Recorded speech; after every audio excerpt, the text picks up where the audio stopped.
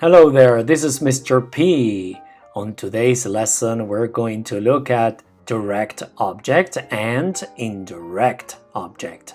So let's get started. Let's start with direct object. So it is a noun or a pronoun. It follows an action verb and it receives the action of a verb in a sentence. A direct object can be found by asking who or what about an action verb. So let's look at some examples.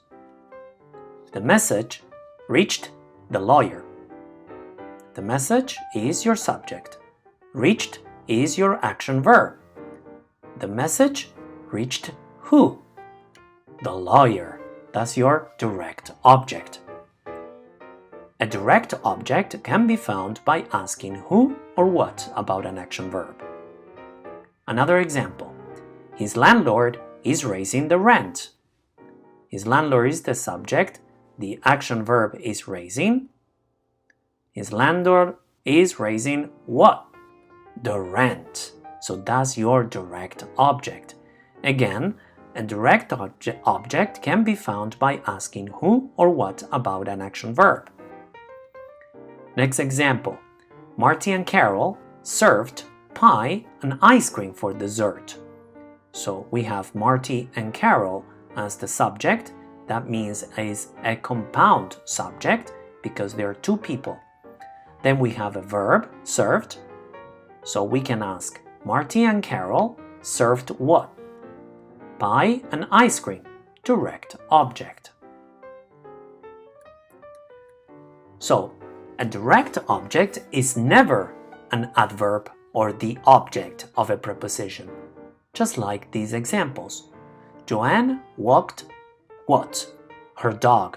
That's your direct object. So, Joanne walked briskly. That is an adverb. So that's right. So briskly is an adverb. And Joanne walked to the store. That is a prepositional phrase. So let's do this exercise. Identify the direct object. Highlight or underline the direct object. Pause the video and then we'll look at the key. This is your key. They gave Harold what? A new car. Miss Jones offered the girls what? A cake. My grandma always wishes me good luck. Luck is your direct object. I bought what? It for my sister. I'll get what? Them for you as soon as I can. He brought what? A bottle of wine to the party.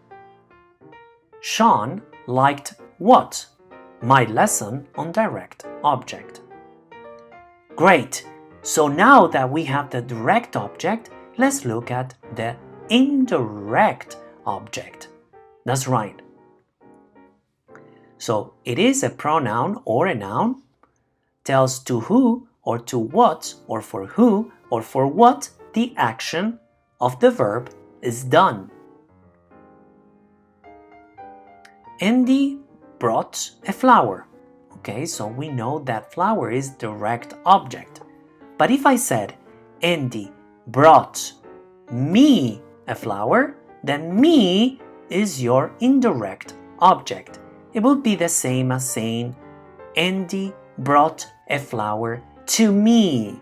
So to me would be your indirect object. And the flower, of course, direct object. Another example.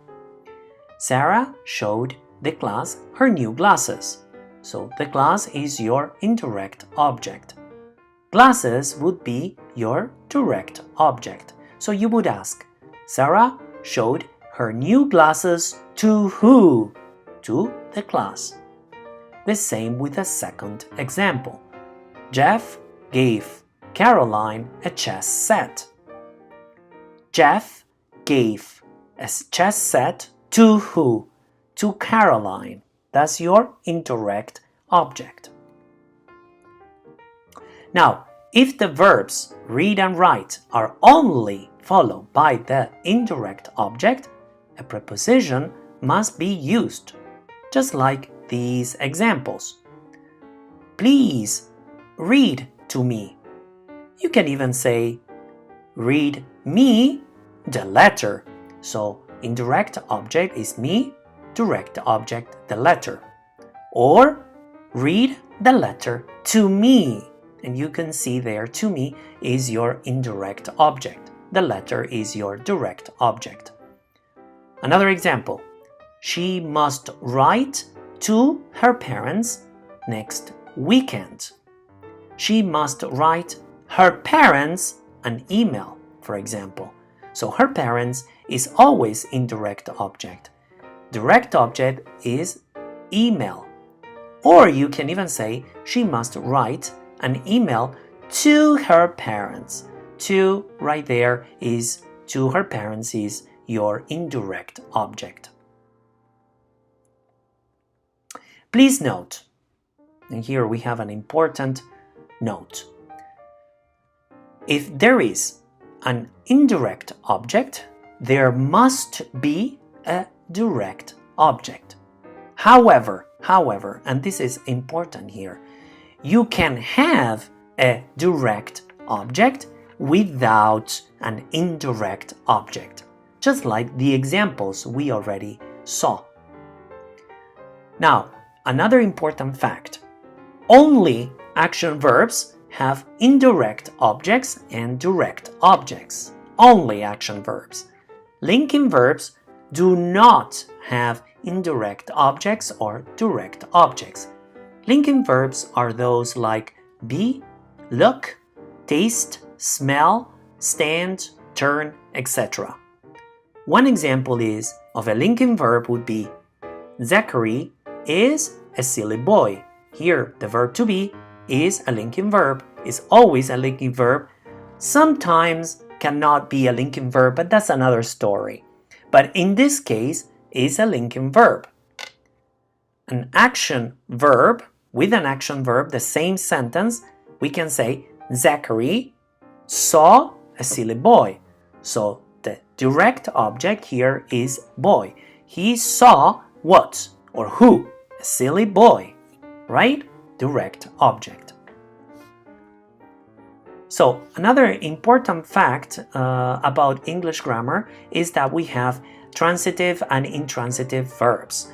A transitive verb is an action verb with a direct object.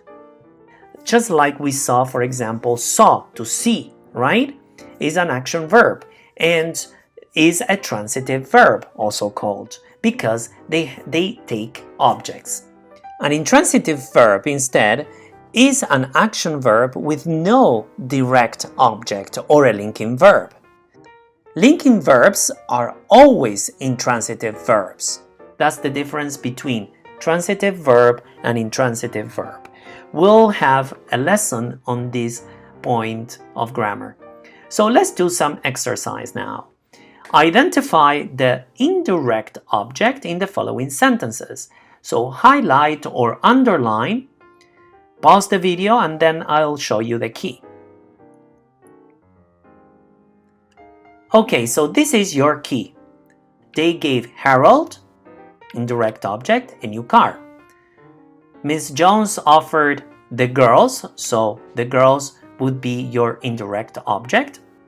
My grandma always wishes me, indirect object. I bought it for my sister. For my sister is your indirect object. I'll get them for you. That would be your indirect object. Number 6, he brought them. Okay, them is your indirect object. And then we have a direct object, a bottle of wine, like we did before for the party. Now, number 7, Sean liked my lesson on direct object. So, liked what? My lesson. So that's your direct object. So here we don't have an indirect object. Do you know why? Well, I hope you know, so you can tell your teacher. If you don't, just write it under this video. I would like to know your answer for this number 7.